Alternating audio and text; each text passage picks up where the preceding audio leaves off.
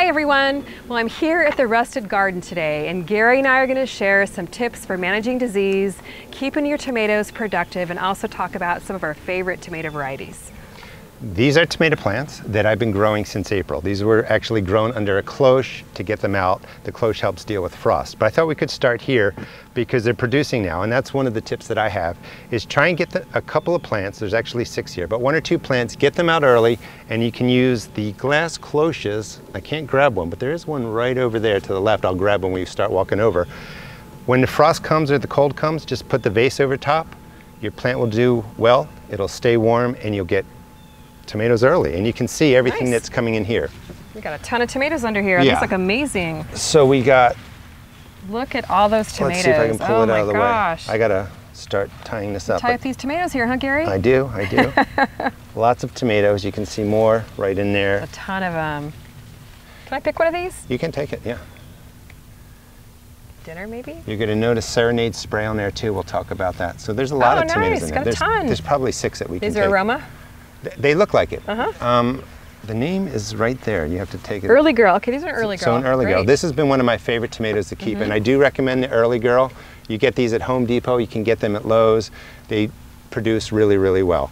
A couple of things I just want to cover real quick. This is an indeterminate variety, so it's nice and tall, and it's going to keep growing. I need to stake it better too. It's going to keep growing all season till disease or something takes it, and it will keep producing. Right in here we have a smaller plant. This is the Celebrity. This is an All-America Selections winner, and you can see lots of tomatoes in there, but it's a shorter plant. And it's a determinate variety, which means it gets to a set height, produces flowers, and then it starts producing the tomatoes, and over a short period of time it's done, it dies back. These are good for more compact gardens. Good for more compact gardens, and you can plant them in April or in the beginning of your spring, and you can plant them again mid-season. And there's one tomato in here, I don't know if you can see it. If you want to grab that one, it's split. Oh yeah.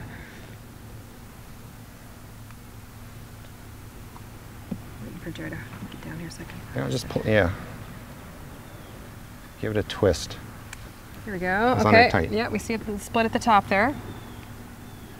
And the split comes, we've had, as I like to say, crazy rain. So no matter what you're doing, sometimes your tomatoes are going to split just like that, even worse in certain areas, sometimes this way.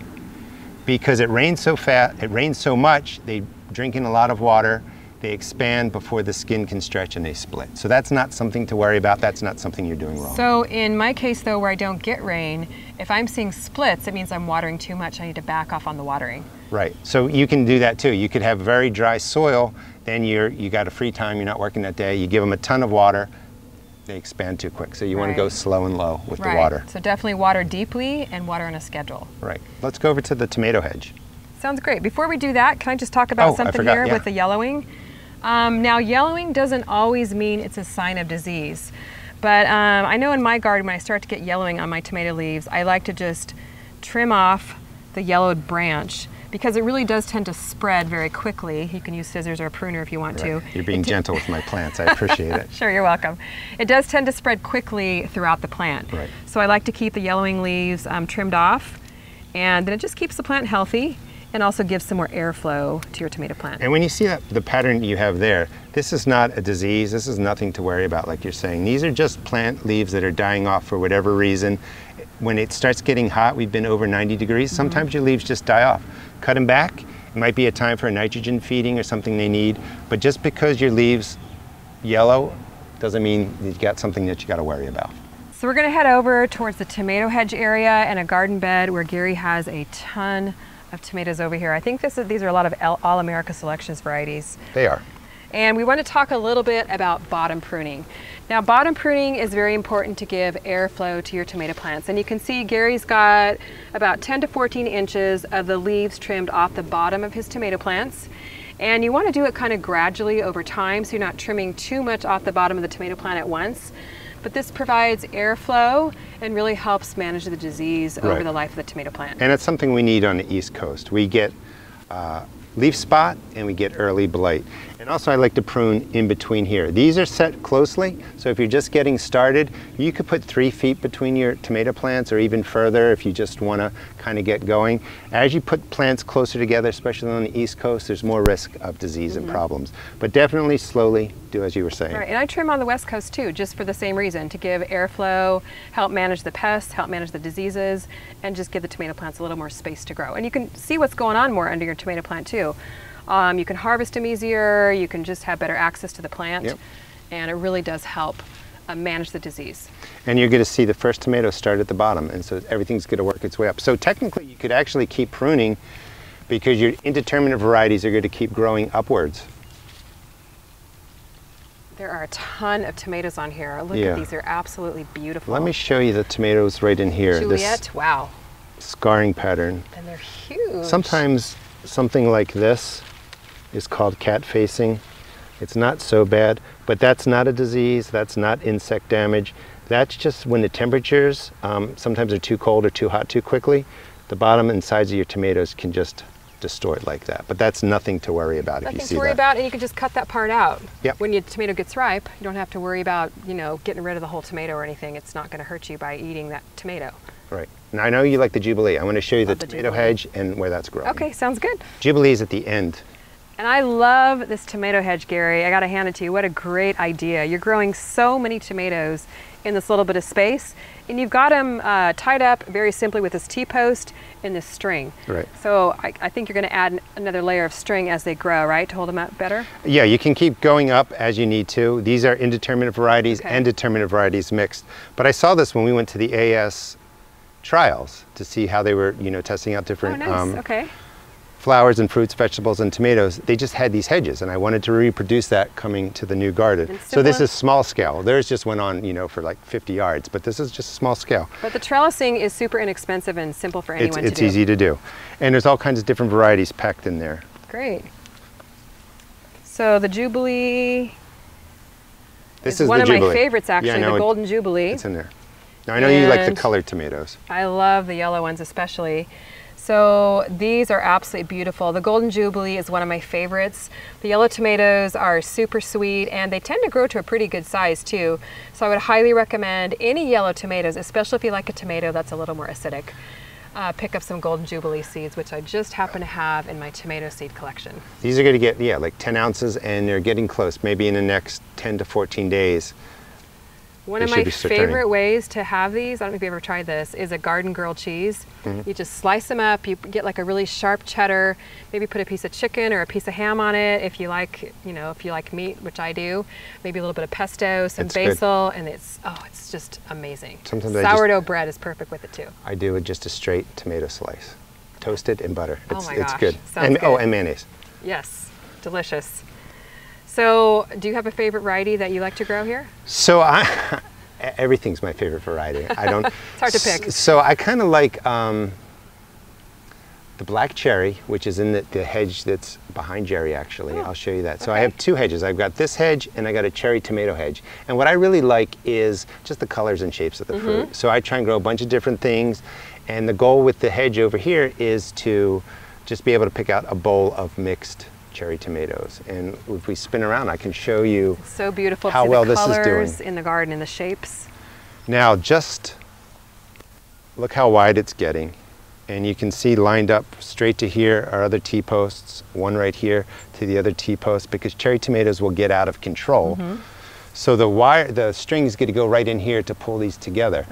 These were planted after the hedge we were just looking at. And I think one of the reasons this space is doing so well, this is the old garden from the home when I moved in. So I think the soil is in much better shape, but it's just going crazy. Cherry tomatoes tend to grow more quickly. They're going to get 5, 6, 7, even up to 10, 12 feet tall.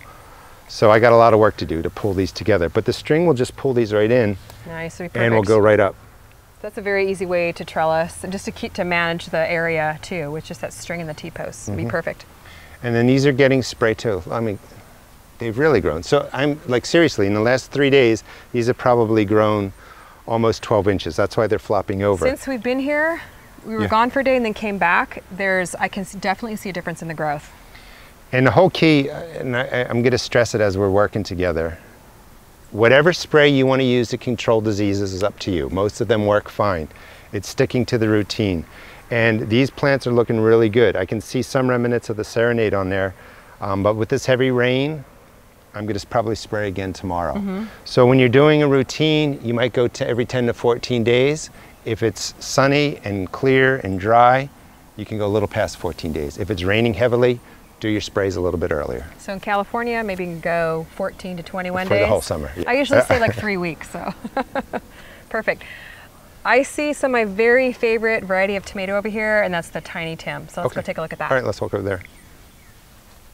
Now, one reason why I love the Tiny Tim variety is, number one, I think it's a super cute tomato, if there was such a thing. But also, it's a great tomato for people to grow who have very limited growing space. It's a dwarf tomato, and you can see some of the Tiny Tims right up in here. Yeah, and it is a super productive tomato. So it's small but mighty. Look at how loaded down this is with fruit. I know, Gary, you also do your regular fertilizing regimen on these. We gave them some fish fertilizer, I believe, the day we got here, and they already are looking greener and absolutely amazing. But the Tiny Tim is a determinate variety, which means it grows to a set height. I usually grow mine to about 2 feet. I don't know how they grow here in Maryland. So this will get somewhere between 12 and 24 inches, depending what's going on. Perfect for a small container, like a 5-gallon container. But once it sets all of its fruit, and you can see most of these plants in here have set their fruit, the plant is going to start to, start to die. So when you see, well, it's not going to start to die, but it's just going to change the color of the leaves. It'll start to die back. So this is really nothing to worry about. Doesn't mean your plant has a disease or anything like that. You don't really even need to come in here and pick these leaves off, because it's inevitable the plant will die within probably a couple months' time. You're just wanting the fruit. And all across the top, all of these, all the way around the top tier, they're all Tiny Tims. So there's 6 of them in there. So you can tell how productive this little tomato plant is. You can get hundreds of tomatoes off just a few plants. And the thing I like to do with these is, I probably plant seeds maybe once a month or so throughout the growing season, because you can get a second wave of plants, because they produce probably within about 60 to maybe 75 days, something like that. And that's one of the tips we said a little bit in the beginning, is your determinate varieties, as you described, you can keep rolling depending on how long your season is, sometimes 2, even 3 times. That's right. And you'll keep getting a production. These will also go into little flower pots too. As long as you get about, I don't know, 6 inches of depth and some width to it. That with the Tiny Tims, no matter what container you put them in, is if you can keep them watered, you can keep them fed, they're going to do really well. That's right. One thing I love about the Tiny Tims is when the weather starts to get a little bit cooler in the fall, or when it's not quite warm enough for your tomatoes outside, you can easily grow them indoors. I've done it for several years. You just pop them in a container. I love my CaliKim 5-gallon smart pots, and I can keep them inside under grow lights, or actually I can grow them outside during the day, then move them inside during the nighttime if you're going to get some cold nights, or you can grow them completely indoors. As you're getting them started. As you're getting them started. Or you can even grow them completely indoors under grow lights if you have that kind of a setup. So they're a really easy, productive plant for just about anybody to grow. Let's head over to a container, and maybe I'll show you the tomato grow-off tomato. Oh boy. This is a container tomato, and I've grown indeterminate varieties, the ones that will get, sometimes 6 feet tall, 8 feet tall, in 5-gallon buckets. This is a 17-gallon container. And the biggest problem with container tomatoes is making sure you can keep it watered. If you can water every day in your home, you can use a smaller container. If not, go to something this size. The other thing is they like to really be fed regularly. The container plants I may do every 7 to 10 days. Water-soluble fertilizer, something around a 5-5-5, but your container tomatoes are going to need a lot more fertilizer. They're going to just suck the life out of the soil. Yeah, usually in my hot, dry climate in California, I run everything on drip irrigation, which is my totally recommended method if you're in a hot, dry climate. And I usually fertilize my container plants about once a week, just to keep things rolling along. It makes a big difference. Right. All right, do you want to take a look at the grow-off tomato? Yeah, let's go take a look. The Big Zac. Kind of afraid to see this, Gary.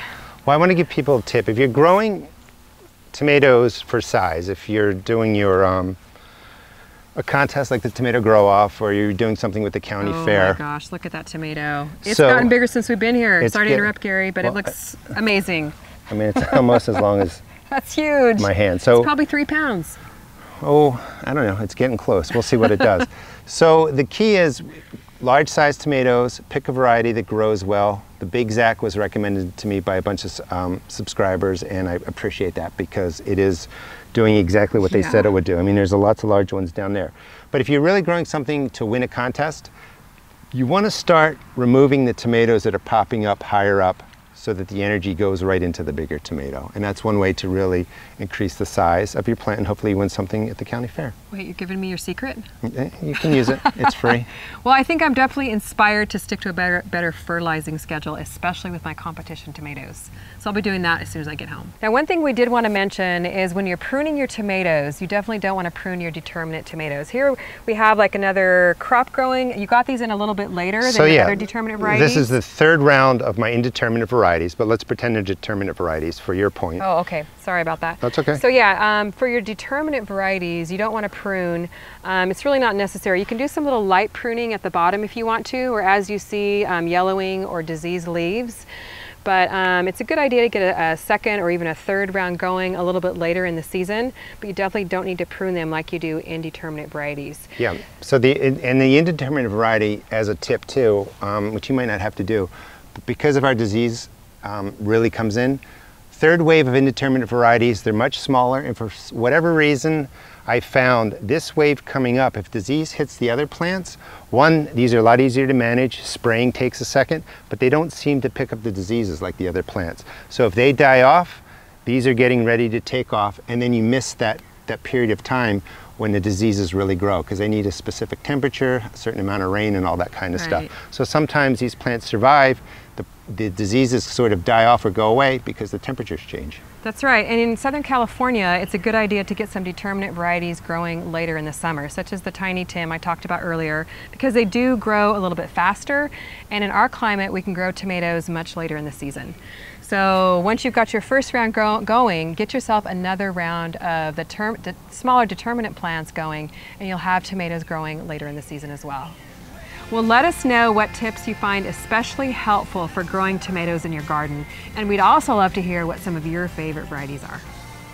Thanks for watching. And if you got a tip that works well in your garden, let us know too so we can spread the word. That's right. We'll see you on the next video.